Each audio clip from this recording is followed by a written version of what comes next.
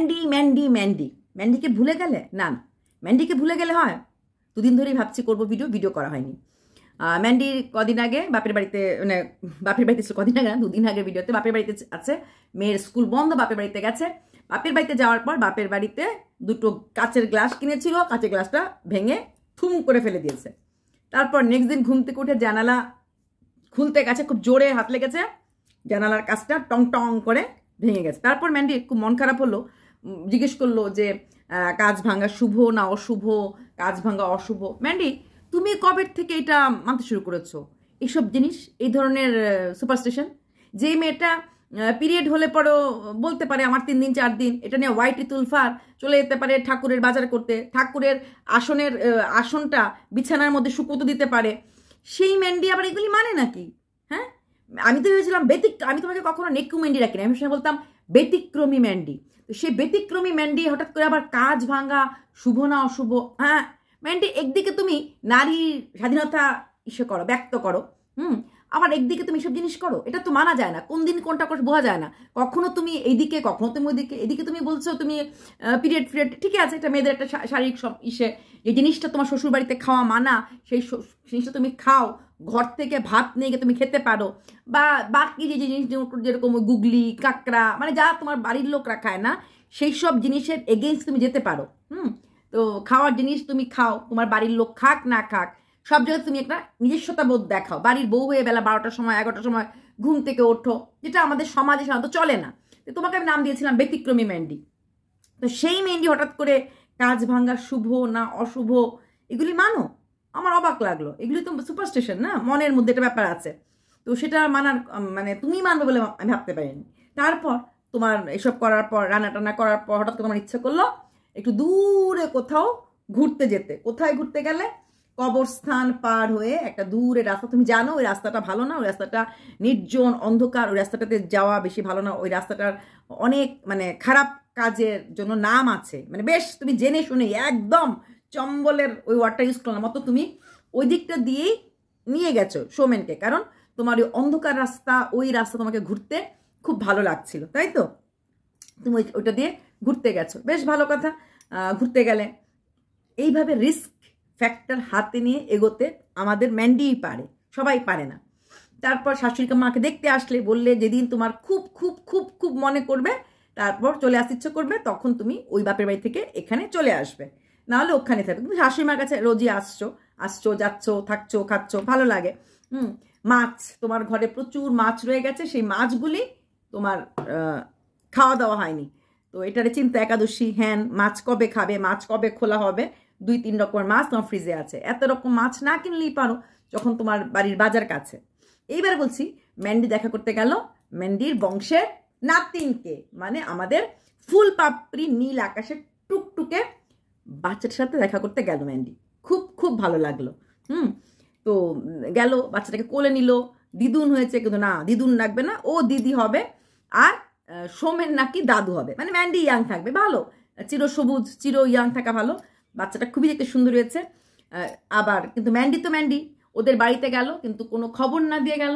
রাত্র 12টা পড়লে আবার সোমেন নিরামিষ খাওয়া শুরু করে যাবে, সেই মানুষটার বাড়িতে গিয়ে বেগুন খাসি খাবে বললো, ডিম খেলো, আলাদা আলাদা করে রান্না, এবং অনেকটা রাত্রি হয়ে গেছে। কিন্তু ম্যান্ডি তো ডেসপারেট, এই এত দূর যাওয়া, সেই বাইকে করে এত দূর দূর যাওয়া আসা হয়ে যায়, এবং এত রাত্রে, এটাও আগেও একদিন করেছিল, এত রাত্রে গেছিল, কিন্তু যে একটা বাড়িতে ফট করে গেলে পরে তো খেতে দিতে লাগে, দুটো লোক আসলে একটু বেশি রান্না, একটু মেনু করতে লাগে, এটা একটা ব্যাপার আছে।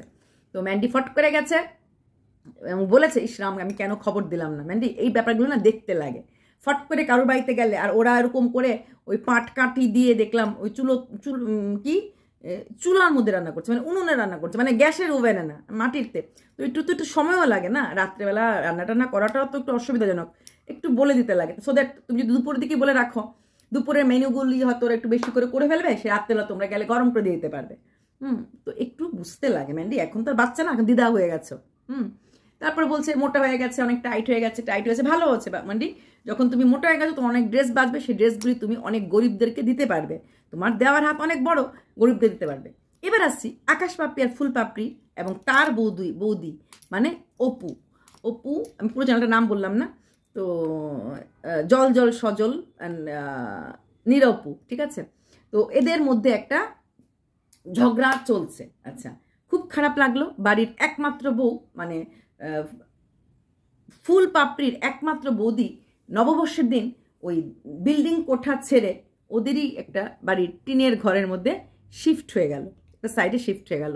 খুব খারাপ লাগলো এবং সে খুব কাঁদছিল এবং বারবার ব্লেম করছিল বাপের বাড়িতে পয়সা নেই বলে ওর এই অবস্থা।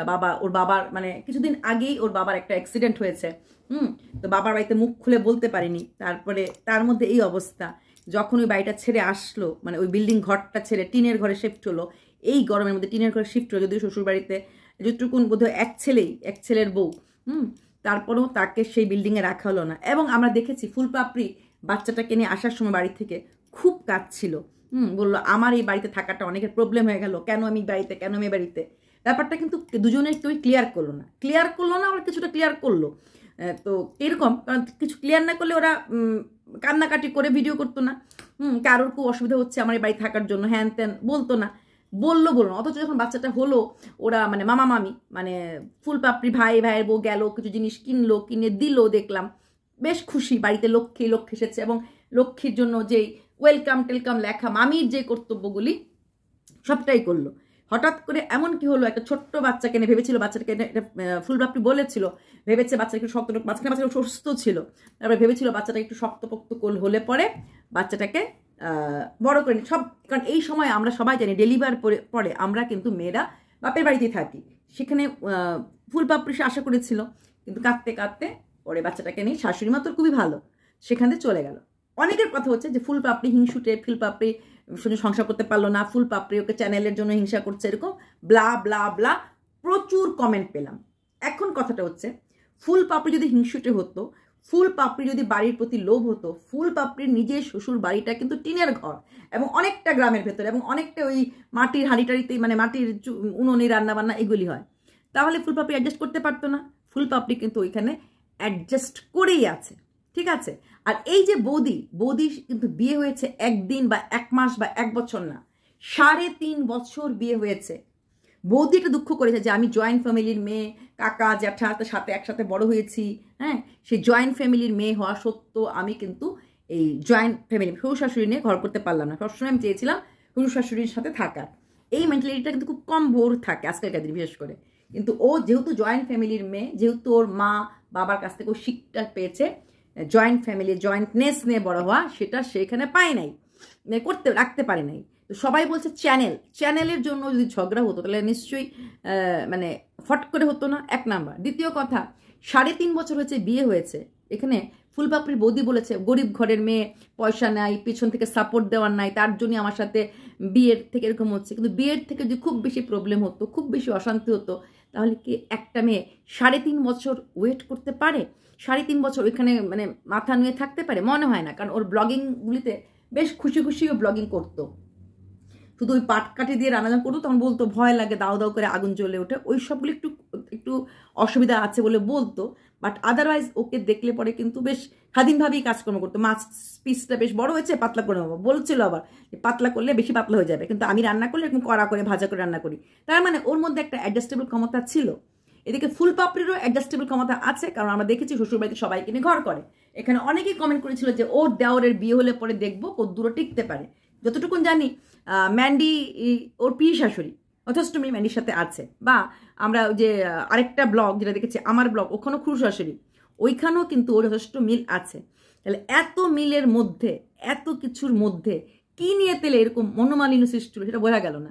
চ্যানেল নিয়ে মনোমালিন্য হওয়ার প্রশ্নই আসে না। অনেকেই বলছে ফুলপাপড়ি তো অহংকার দেখায়, ফুলপাপড়ি চ্যানেল তো ম্যান্ডি প্রমোট করে দিয়েছে। দেখো, যাদের চ্যানেল আছে না, এটা সবাই মোটামুটি ভাইয়ের বউ, বোন, ননদ, এরকম একটা পরিবার চ্যানেল থাকলে কিন্তু 5-6টা পরিবারের মেম্বারের চ্যানেল হয়ে যায়। ম্যান্ডির আছে, ম্যান্ডির ননদের আছে, ম্যান্ডির মাইশের শুধু ননদ আছে, এরকম ম্যান্ডির বাবার আছে, ম্যান্ডির মার আছে, এরকম 5-6টা চ্যানেল একজনকে ঘিরে হয়ে যায়। ফুলপাপড়ির নীলাকাশের আছে, তেমনি এখন ওর বৌদিরও হতে পারে। তো এইরকমভাবে এই চ্যানেলের জন্য কেউ ঝগড়াঝাটি, আপন ভাইয়ের বউ ননদের মধ্যে সম্পর্কটা কাট আপটা কিন্তু দেখা যায় না। একটা বউ নববর্ষের দিন ওই ঘর থেকে বেরিয়ে আসা কিন্তু খুবই কষ্টকর, খুবই কষ্টদায়ক। কোনো মাই পারবে না, একটা আমার ছেলে বলে না তুই আজকে দিনে যাবি না, না বাবা থাক, হ্যাঁ, কিন্তু সেখানে বউটা এসে কাঁদছে, এবং সবচেয়ে বড় কথা বউটা চেয়েছিল মানে পরিবারকে নিয়ে থাকতে, এবং সেটাও বলেছে যদি ওয়াইটির জন্য বা কিছুর জন্য এরকম অশান্তি হয় প্রয়োজন হলে আমি ওয়াইটিটা ছেড়ে দেব। এই কথাটা কিন্তু খুব কম মেয়ে বলতে পারে যে ওয়াইটির জন্য কিছু ঝগড়া হলে আমি ছেড়ে দিতে রাজি আছি, আমার পরিবারকে কষ্ট দিয়ে আমি ওয়াইটি করব না। মূল কথাটা দুজনের কেউই ক্লিয়ার করেনি। এদিকে ফুলপাপড়ি বলছিল আমার এই বিল্ডিং বাড়িতে থাকাটা এত অশান্তি হতে পারে, একটা মেয়ে বাচ্চা হওয়ার পর কদিনের জন্যই যায়, 1 মাস 2 মাসের জন্যই যাবে ম্যাক্সিমাম, বা 3 মাস, তার মধ্যেও কোনো ভাইয়ের বউর কোনো খারাপ লাগতে পারে? তাছাড়া ভাইয়ের বউর নিজের বাচ্চা নেই যে হ্যাঁ আমার বাচ্চার ক্ষতি হচ্ছে, হ্যাঁ হচ্ছে তার হচ্ছে হিংসা করার মতো, সেরকম হিংসা করার স্টেজ কিন্তু এখনো আসেনি। ওদের মূল ঝগড়াটার কারণটা কি জানি না, কিন্তু ব্যাপারটা সোশ্যাল মিডিয়াতে একটু হলো এসেছে। স্পেশালি ওই ফুলপাপড়ির ভাইয়ের বউয়ের কমেন্ট বক্সে বেশ মানে সিম্পেথেটিক নোট আসে যে কিচ্ছু হবে না, তোমার ভালো হবে, কারণ মেয়েটাকে বেশ শান্তশিষ্ট বলেই মনে হলো। হ্যাঁ, এবং বেশ খুশি ছিল ফুলপাপড়ি যখন মা হয়েছে, মা লক্ষ্মী আসছে, বেশ হাসি খুশি করে জিনিস কিনতে গেল এবং বেশ খুশি ছিল। হঠাৎ করে এমন কি হয়ে গেল, এমন অশান্তি হয়ে গেল, সবচেয়ে বড় কথা ও বাপের বাড়ি তো খুলে বলতে পারিনি, লাস্টলি যখন আলাদা হয়ে গেল, এবং কি কষ্ট লাগছিল, টিনের একটা ঘর, ওটাতে একটু ধুলবালি ছিল, দুজনে মিলে জল দিয়ে পরিষ্কার করে নোংরাগুলি একদম ধুয়ে দিয়ে দেওয়া বেশ কষ্টকর। হ্যাঁ, ওই আর টিনের ঘরের মধ্যে ফ্যানটা তো খুলতে, তারপর এটাও বলেছে আমার এখন ঘরে তেমন জিনিস নেই, ব্লগিংয়ে কি দেখাবো, বর তো সকালে চলে যাবে, এখন ও একা ঘরে একা ব্লগিং। আমি আগেও বলেছি ব্লগার যারা হয় ওদের ঘরের বেশি লোকজন দেখাতে লাগে, অমুক এটা করছে তমুক এটা করছে, নাহলে বাইরে যেতে লাগবে। সিঙ্গল ফেস দিয়ে ব্লগিং চলে না। ব্লগার লাইফস্টাইল ব্লগার হলে ঘরে নানা রকম লোক, ওরা বরঞ্চ আমার মনে হয় ব্লগাররা গেস্টকে ডেকে ডেকে নিয়ে আসে, নাইলে থিম দিতে লাগবে, তো আজকে আমি এখানে যাচ্ছি, কালকে আমি ওখানে যাচ্ছি, পরশু আমি কাজ করছি, যেতে লাগবে, আদারওয়াইজ ব্লগিং চলবে না। ওই একঘেয়েমি ফেস, ঘুম থেকে উঠলাম, দাঁত ব্রাশ করলাম, ওইখানে গেলাম, মাছের ঝোল রান্না করলাম, আসলাম, স্নান করলাম, ঠাকুর দিলাম, ওইসবে ব্লগিং চলবে না। ওটা চলবে 1 মাস 2 মাস 3 মাস, তারপরে আরে ও তো এটাই দেখাচ্ছে, টায়ার্ড। আইদার তুমি এখানে যাবে, ডাইনে যাবে, ওদিকে বাইরে যাবে, শপিং করবে রেগুলার, প্লাস কিছু এক্সট্রা লোক দেখাতে তোমাকে লাগবে, তোমার বন্ধু বান্ধব আসছে, তোমার মা বাবা শ্বশুর শাশুড়ি মাসি শাশুড়ি বাড়ি, এর জন্য ব্লগাররা কিন্তু ডিফারেন্ট জায়গাতে গিয়ে ব্লগিং করে যাতে এটা বড় দেখানো। সেখানে সেই বউটা মানে অপু কিন্তু আজকে একা হয়ে গেল, কারণ বর কাজে চলে গেলে ও কিন্তু একা একাই ব্লগিং করবে। তো আমি একটা কথাই ফুলপাপড়িকে বলবো, তুমি বেশি কথা ব্লগিংয়ে আনুনি, খুব ভালো করেছো, বেশি ঝাপটা শোনাওনি, তা সত্ত্বেও বলবো একটা মাত্র বৌদি তো, সংসারটাকে ভেঙো না, যা কিছু হোক মিলিয়ে নাও, মিল করে নাও। হ্যাঁ, বাচ্চার মা হয়েছো, হ্যান হয়েছো, কারণ তোমার মা বাবাও কিন্তু কষ্ট পাবে। মা বাবার কাছে যেরকম ছেলে ইম্পর্টেন্ট, তেমনি মেয়েও ইম্পর্টেন্ট হয়। মেয়ে তুমি যখন কাঁদতে কাঁদতে আসছিলে, তোমার মাও কাঁদছিলেন, আমি দেখেছি, কাঁদবেই তো, বাবা কিরকম অসহায় হয়ে তাকিয়েছিলেন যে মেয়েটা থাকতে এসেছিল, মেয়েটা থাকতে পারলো না। এটা খুব মানে তারপরে ব্যান সাথে মানে তোমার শাশুড়ি মা ছিলেন, তো এটা একটা বিশ্রী পরিবেশ থেকে মেয়েটা গেল, এই জিনিসটা কিন্তু ওদেরও অনেক খারাপ লাগবে। সেখানে দাঁড়িয়ে আমার মনে হয় যা কিছু হোক, তোমার বৌদিও যদি দুঃখ করছে, হতেই পারে, খটাকুটি বাটি ঘটি থাকলে ঝগড়া হতেই পারে, কিন্তু মিলটা করে নাও। দেখো ম্যান্ডি যখন সব নোংরামি কাজগুলি করছিল, তোমরা কিন্তু সাপোর্ট করোনি, নিজেকে দূরে রেখেছিলে। তারপর ম্যান্ডি যখন ফিরে এলো, তোমাদের কাছে মিলে এলো, তোমরা কিন্তু বাহে ফেলে মিল করে ফেলেছো। ঠিক তেমনি তোমার আপন দাদার সাথে তোমার চেহারা মিল আছে, তোমার আর তোমার দাদার নাকের জায়গাটা অনেকটা মিল আছে, বাবার সাথে চেহারা মিল আছে তোমাদের। সেখানে দাঁড়িয়ে আমি বলবো তোমরা মিল করো, কারণ মেয়েটা কিন্তু বারবার বলছে আমার অক্ষমতা, আমি আমার জয়েন্ট ফ্যামিলি রাখতে পারলাম না, আমার অক্ষমতা, আমি আমার পরিবারকে এক সূত্রে রাখতে পারলাম না, আমার অক্ষমতা। তোমার ভাইয়ের বউয়ের ভেতরে তুমি বলবে এটা মুখের কথা, অন ক্যামেরার কথা, অফ ক্যামেরার কথা না, যাই হোক বলেছে তো মুখ দিয়ে, মুখের কথা মনের কথা সময় মুখ দিয়ে চলে আসে, বারবার বলছে, এবং ও জয়েন্ট ফ্যামিলি লাইক করে বোঝা যাচ্ছে। আর তুমিও খুব ঝগড়ুটে না, কারণ বোঝা যায় তুমি তোমার শ্বশুরবাড়ির লোকদের নিয়ে কীভাবে আছো। তাই এইসব জিনিস সোশ্যাল মিডিয়াতে না এনে বা না রেখে আমি বলবো মিল করো। দেখো তো ম্যান্ডি কি সুন্দর শাশুড়ির কোলে উঠে মেয়ের জন্য পাত্রী দেখছে, আজকে তো দেখলাম ভিডিওতে বললো পাত্রী চাই, হ্যাঁ ব্রাহ্মণ সুগৃহী পাত্রী চাই, আমার ভিডিওতে বলে দাও।